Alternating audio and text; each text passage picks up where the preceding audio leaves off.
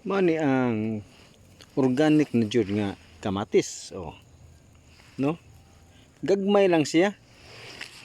Gagmay na gid siya. Mao ra ni siya kay mao man ni siya ang nature sa kamatis nga katong sa una pa nga. Pwede ra gid siya sa mga sagbot. Oh, ay mga sagbot, oh.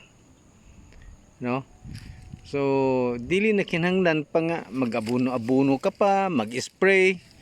So, mao ni panglamas nga kamatis nga pwede rin jud kayo nga imuhang magamit. Safe pa kay wala may spray, no? Wala spray na siya. Oh. Unya isa ka buok daghan pa. Daghan siya og sanga-sanga. Pwede pag dili nimo buhatag pakatayan kanang mo katay ra siya iya, no?